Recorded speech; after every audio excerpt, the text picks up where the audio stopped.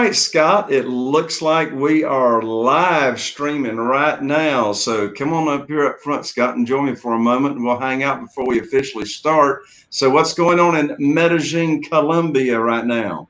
Well, it's another beautiful day. We're having we're excited because in a few days the quarantine is over and it will be replaced by who knows what. It's not going to be like everybody opening up and dancing and salsaing and eating and drinking like they did before, but it's easing off, which is really good. We're very fortunate here compared to Peru and Ecuador and certainly Brazil in that we've had a lot lower number of people who have died and a lot lower number of people who have been sick. So they're a little concerned that if they open it up too fast, everyone will be will get ill. But I'm suspecting if we've been pretty much alone for a month and a half or 2 months that the coronavirus has done its thing and it's time to get out and get some fresh air and be out in the mountains. So.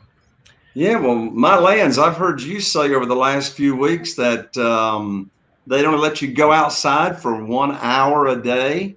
Only 1 hour a day, 2 to 3, and you have to be under 60 years old. So I've cheated on that one.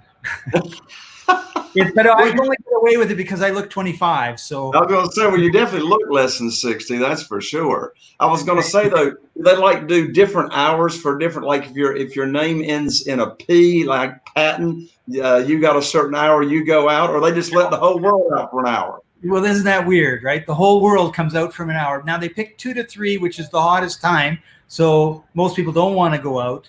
And you have 1 day a week where based on the last number of your driver's license, you can go shopping in the big stores. But the little shops like around me, they are just happy to see me. They don't care what day of the week it is. And so it's kind of a little bit loosey-goosey that way. Mercy. So if you're just now coming into the live stream, go ahead and type in the comments section. Hi, everybody. And let us know where you are tuning in from, because we always like to know. And I got a really special guest that I'm going to be introducing to you in just a moment. But before I do, I want to let everybody know what we've got going on for the next 2 Fridays. I've got 2 free trainings, and you can go learn all about it. These are absolutely free. This coming Friday, May 29th. And then again on June 5th, Friday, you can go to www.jayconner.com/fortune. And what I'm going to be talking about the next 2 Fridays, this coming Friday, it's going to be positioning or teaching you the 30,000-foot view of my foreclosure system, how it is that we locate foreclosures before other real estate investors know about them. And as pertains to COVID-19, how to learn how to do this virtually. So again, that's 9 a.m. Eastern to 5 p.m. Eastern this coming Friday. And then again on June 5th, I'm going to be teaching how to get what I call free private money. And that is, of course, you all know I'm known as the private money authority, but how you can actually get your deals funded without even having to raise private money. So again, you can go over to jayconner.com/fortune, FORTUNE, and learn and get registered. Okay, get registered to attend for these 2 upcoming Fridays. So Jay, I want to come in just for a second and just say that we had our first Friday last Friday. It was awesome. We had over 2,500 attendees throughout the 8 hours. Pretty amazing. And when you go to jayconner.com/fortune, Jay is talking about private money. He's the private money authority last Friday. And I put the embed of that full 8 hours of training on that same page. So you can watch it whether you register or not. But if you want to see the next step, like these all fit together very nicely, then make sure you register, see what happened last week, and then you'll be prepared, really prepared for what's going to happen this coming Friday. And we're really excited about what we're going to be sharing with you. And there is Dan. Hello, Dan Uhorter, a mastermind member. Jay, these free sessions are incredible, packed full of content. Anyone interested in learning how to get into real estate investing or need to up their game need to be on this. Awesome, Dan. Thank you for the shout out. All right. Well, Scott, I'm ready to officially start this show and podcast. How about that? All right, here we go. All right. I'm going to give you 3 seconds of silence, and here we go.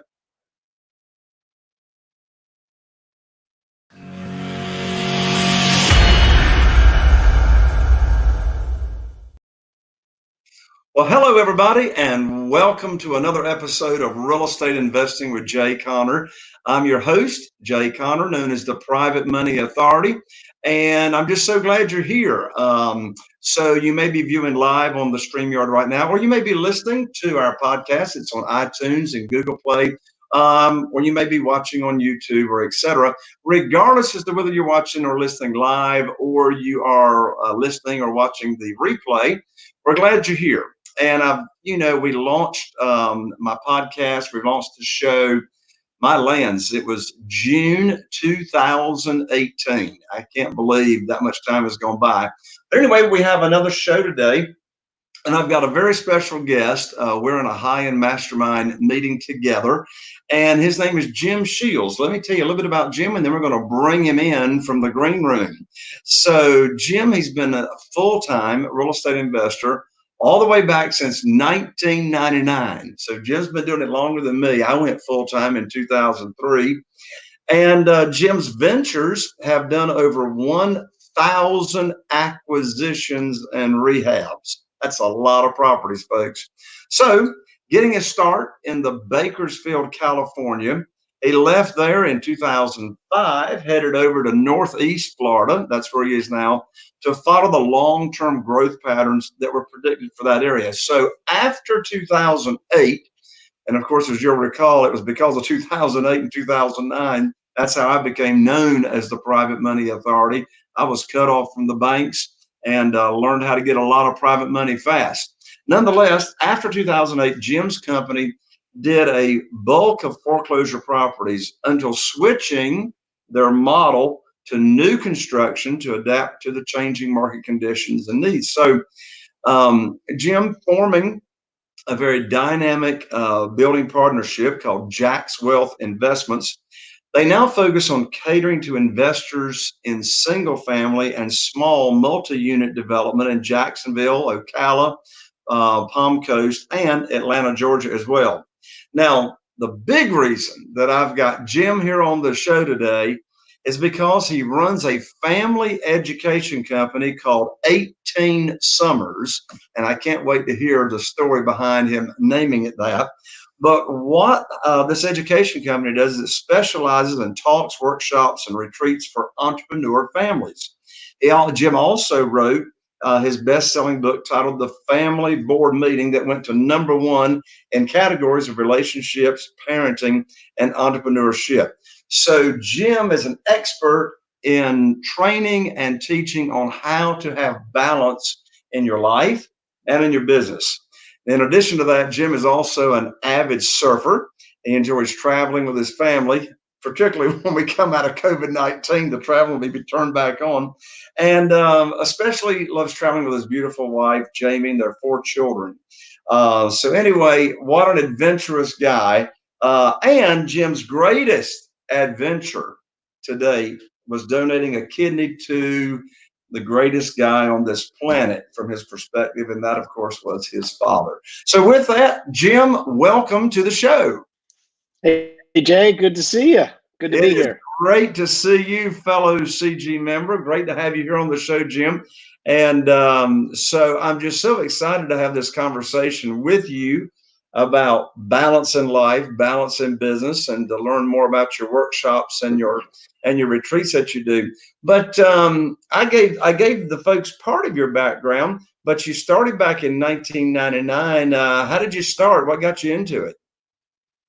Yeah, I had always wanted to do something on my own. And like most entrepreneurs, I started delving into everything from franchises to other business opportunities. And I kept falling back on real estate.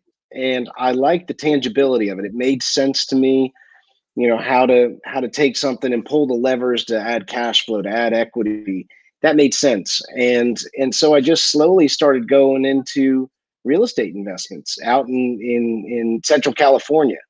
where it was where Bakersfield, California was the butt of Johnny Carson's jokes for years, but it was an investor's playground where properties started at $40,000 to $50,000, which was a lot better than Santa Barbara County. Two hours over, the median price was 900,000.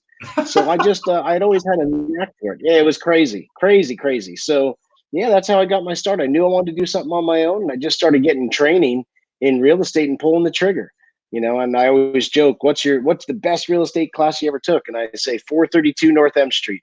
That was the first property I ever bought, 21 years ago. So that was my best lesson ever.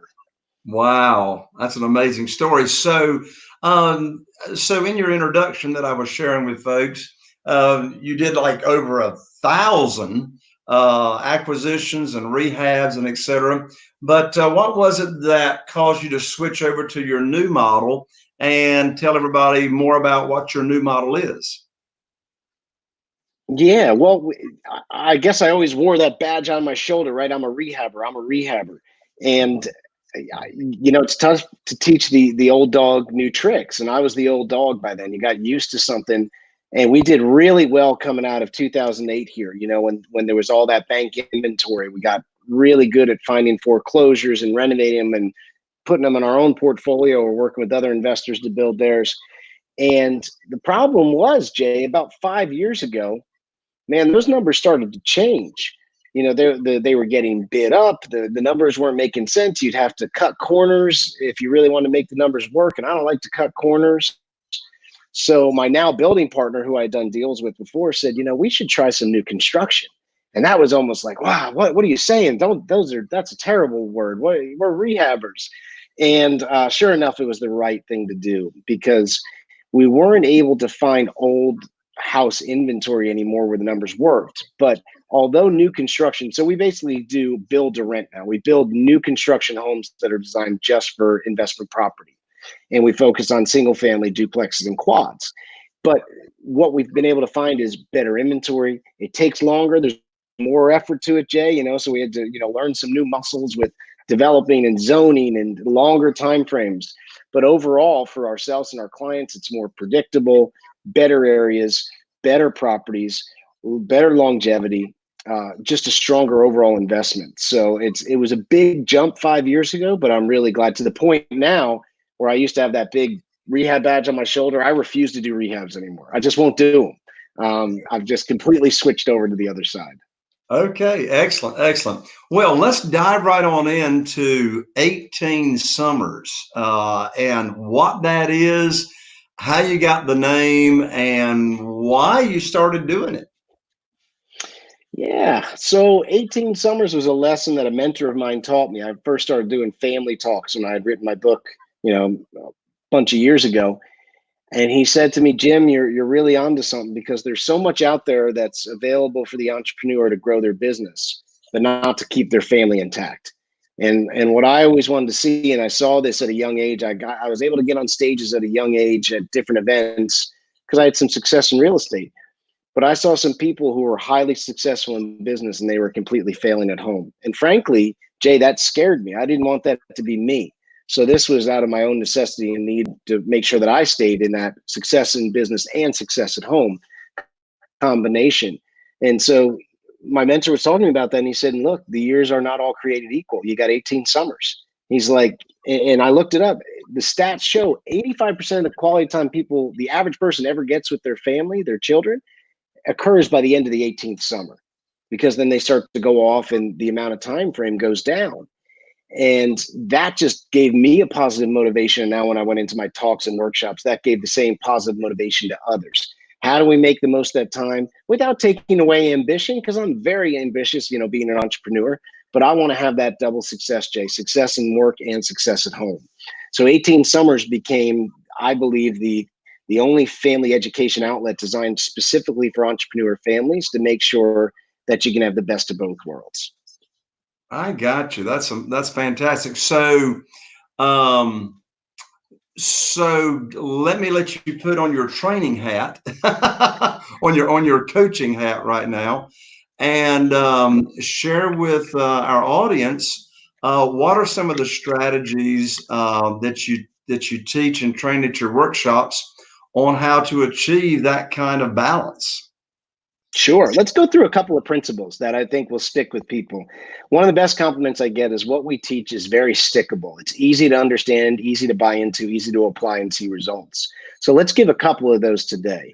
Going through our world changed, as you know, Jay, post COVID. It's everything got brought home, work, family, school, everything's happening from home. So a couple of things came into light. And one of the things is the importance that you have in the position of your family of setting the leadership tone. Focus breeds increase. And people were talking about toddler meltdowns and teen grumpiness. Can those things be eliminated? No, but they can be minimized. And I believe a lot of it has to do with how are you handling yourself in front of your family? You are setting the tone. And sometimes we forget that it's that trickle down effect. And so I always try to remind people, what tone are you setting at home? What tone are you setting? And one of the worst tones that you can set when you're having a bad business deal, when everyone's pulled, onto the sidelines by something like a COVID-19, is do you have the awareness to step back and say, hey, this is not my family's fault? Now, a lot of people don't even think about that, but that's really important because you get wrapped up in a deal going wrong, or you're taking a call in your living room, which you shouldn't be. You should be separated, and your kid's acting like a kid and yelling, and you get upset, or you say, well, no, I'm not taking it out on them. But when you stop and think, if we're showing shortness, anxiety, a little bitterness, and our family's feeling the brunt, and it has something to do with business and not them, that's not a good tone to set. We got to remember it's not our family's fault when these big things happen. And also we set the leadership tone. And if we can show ourselves to be stronger leaders, more calm, more playful, I'm not saying overly optimistic, like purple, the rose colored glasses, but that sets a tone that will trickle down to your spouse and children. So one of the most important jobs as the leader is that leadership tone. What I love about that principle, and I'm glad you call it a principle, because what you just said is so foundational. What I love about it, it reminds me of Jack Canfield's very first principle in his book, Success Principles, which is, I am 100% responsible, right? There it is. Yep. And what you just went over is you are bringing to light there that what we're experiencing in our home life is a manifestation of us. So that's excellent, very foundational. It gets us back to the foundation, back to the core, and that's really important, especially when you're thrown into a bunch of deals or you're thrown into a pandemic. We all get shook up, so then we have to breathe and reground our feet, and that's one of the best things to remember. I set the tone, and I'm not going to set it perfectly, but the better I set it, the better things are going to be. So that's a big one. A second one, Jay, that I love is we all heard about in COVID, again, not to keep going back to COVID about social distancing, right? I get it. That made sense. But what about tech distancing? The principle of tech distancing, Jay, is absolutely essential right now. Essential. And it's got two parts to it. First, if you're home, don't be work puking in your living room. So let's say you're standing there, your family's having a nice family moment, that buzz in your pocket happens with a text, or you're taking a phone call, and then all of a sudden you're getting heated in front of them, or you get off the phone and you're standing there with a scowl because something didn't go right. You've now just mixed over the lines, and that's just not fair. We call it half-in parenting. You're trying to be part of the family, take a tough work call, and especially through a pandemic or something, there might have been some pretty heavy conversations, and maybe it's not something our younger kids needed to hear. I always say first step of tech distancing is you got to distance yourself from your family to take calls, emails, and then before you step in, take a few deep breaths, and then you go back in. But I can tell you, the day 2 of the pandemic, Jay, I was helping someone who was in a bad real estate way. And they were in commercial, they had a bunch of lease stores. It was heavy. And I was feeling like they were getting taken advantage of. And I was passionate. I cared about this person and their deal. Well, I'm texting, I put the thing away, and I'm kind of talking to myself like the crazy entrepreneur I am. My little 5-year-old standing in front of me, and she goes, "Daddy, why are you so mad at me? I didn't even see her standing there." And so it's like, wow, again, talk about setting the leadership tone. I said, there's a time and a place for these calls, and it's not right in the kitchen with my kids around me. So the first step of tech distancing, have a time and a place. Whether if you couldn't get to your office, I don't care if it's a closet or your car, where you're going to take those emails, you're going to take those calls, you're going to find a quiet place, even though I have 4 loud kids to do a podcast, right? So that we can talk and we can do this. And then the second side of tech distancing, Jay, is you have to have times of being completely and totally unavailable to work, to be with the people in front of you.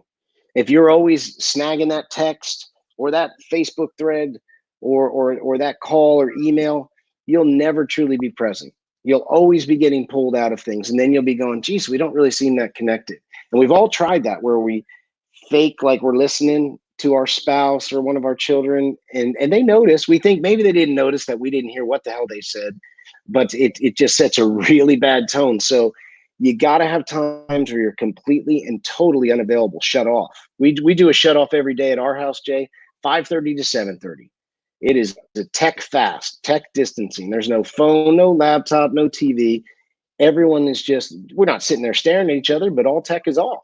So that way, the people right in front of us or the conversation can flow without an interruption. That is an excellent suggestion. I mean, what I do to where I'm not even tempted to, respond to this, right? Is Yep. I go put it in another room to where I can't see it. I can't hear it vibrate. And I love this, again, principle that you're sharing. And as you were explaining it, it reminds me of a mentor that I had decades ago. And he used to tell me all the time, he'd say, Jay, wherever you are, be there. Yeah, right. And I'll tell you, real estate investors, we wear this badge like, I'm always available. I got to work this deal. Almost anything can wait 2 hours. That's right. Almost anything. And there is nothing more rude. We say, we got to provide, we got to protect, we got to get the deal through. I get it. I've been a real estate investor 20 years, but to jump up from the dinner table for a mundane detail is setting a really bad example for what matters most. And for, would you want your kids doing that down the road? The answer is probably no. So a little bit. Again, you're setting the example. I love it. Exactly. It'll go down. So the tech distancing is a very powerful and simple when people think about it. It's okay to turn off and recharge. And even as a real estate investor, a 1 hour a day can do wonders if you're doing it during the things. During certain hours where you're around your family, you'll start to see, wow, we're having deeper conversation. I actually am seeing things. I'm actually listening. This is incredible. But even if that phone's just on, you're waiting for that, zzz, in that pocket, your brain goes out the window. So practice tech distancing, Jay. It works huge.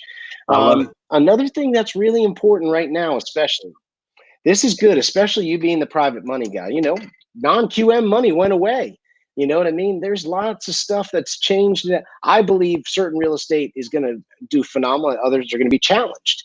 But Jay, if I learned anything in 2008, and we survived 2008, we were heavily invested in California and Florida at the time. That was not a pretty sight to go through 2008. Values dropped 60%, rents dropped 40%. Totally different time. And I'm more excited now, obviously, than I was in 08. But let me tell you, Jay, there's 2 things people have to look for right now. This is going to be good for real estate investors. You should get support, but there's 2 types of support out there. There's moral support and there's technical support. Now, in 2008, I would take as much moral support as I could get. You should be giving some of your friends and family coming through the pandemic or a challenge moral support, but you might not be in the position to give technical support.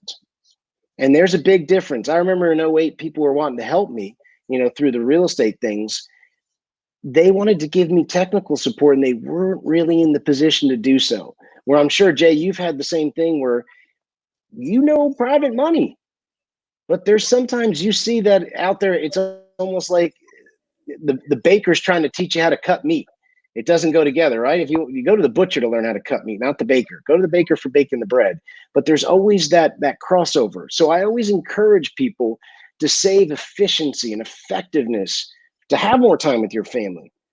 There's two types of support out there. There's moral support, take as much as you can and give as much as you can. There's technical support. Technical support, Jay, there's probably, I bet you'd say there's probably maybe 3-4 people in the world you'd feel comfortable talking on your niche. And that's it. And that's what I've learned. There's only about 2 to 3 groups that I go to for overall, what's the economy going to do real estate wise? And I go to people who have a track record, people who called things for many more years than I've been even investing, and have real teams set up that show a track record. And I think that's really important right now in today's day and age. You want to get the best results, like exactly what you're doing. You're giving technical support because you've been there, done that.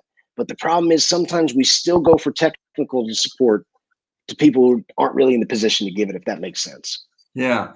What does giving moral support mean to you? What does giving moral support look like or sound like? Yeah. So, for example, I had friends that really struggled in retail post COVID. I could give them moral support, Jay. I've never done large retail. I've never had thousands of employees. That just wasn't my thing. So there was a fringe type of technical, but for the most part, saying, "Hey, I'm thinking about you. You know, hang in there. You know, there's got to be other guys going through this. Find out what they're doing." But I wasn't going to be the one to stand up on the lifeguard chair and point for where they should go, because frankly, I didn't know.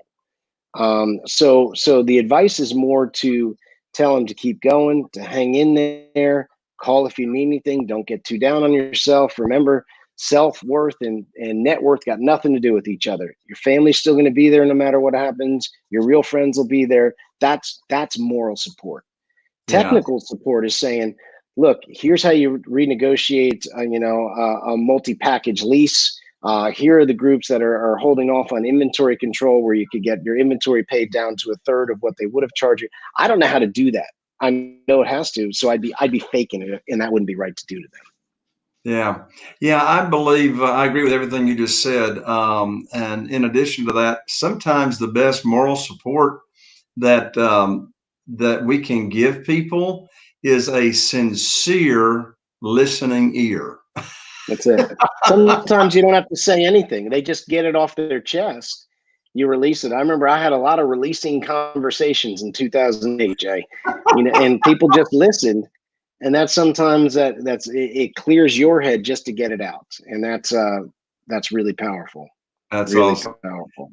Dan Mewhorter is here with us live. He just commented one of the great things about Jay Connor's masterminds that we give and get moral support and technical support.